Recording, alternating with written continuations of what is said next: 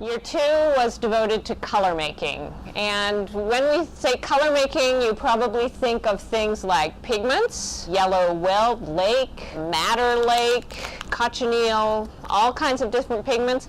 The author practitioner is interested in pigments, he's interested in colors, but he's not making his own pigments by and large. He's probably buying them, as most artists would have been. But when I say color making, what we've focused on for that year was all the different kind of color making in the manuscript, including imitation coral, imitation gem making, imitation emeralds, imitation rubies, not successful, either for the author practitioner nor for the Making and Knowing laboratory. So the students have worked on gem making, they've worked on coloring horn scrapings, and to make a beautiful rose, as the author practitioner says, or to make jasper.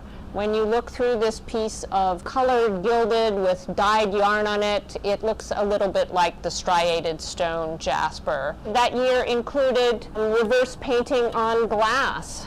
It included all kinds of optical effects. For example, the author practitioner is interested in making rouge clair. Rouge clair is a vitreous enamel often applied over gold, a beautiful deep blood red.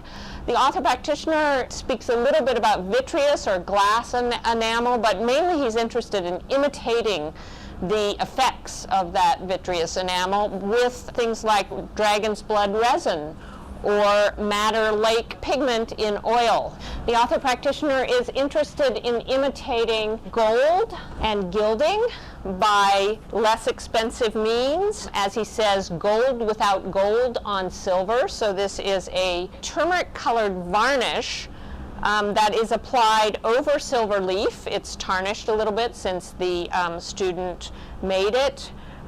This is actual gilding.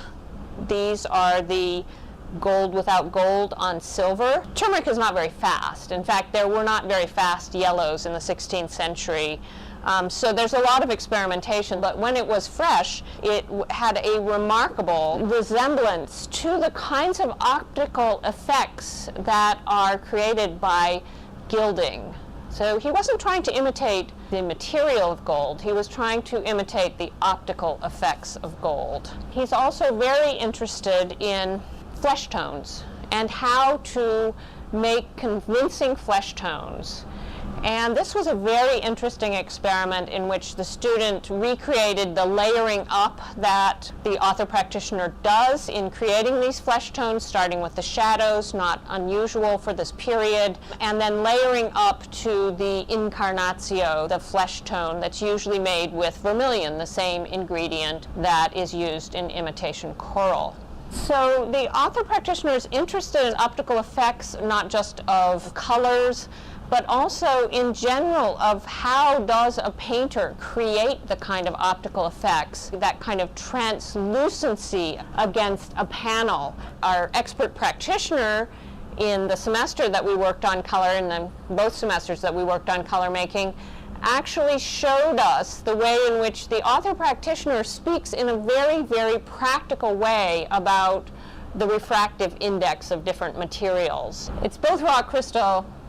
Water and rock crystal have a different refractive index. Linseed oil and rock crystal have a more similar refractive index. The author practitioner knows this, as did painters at the time. He doesn't talk about it in those terms, but he explains to the readers of his manuscript the difference between pigments in oil and pigments in water and in other aqueous substances. I would say that that is really typical of craft, that it takes materials such as madder root.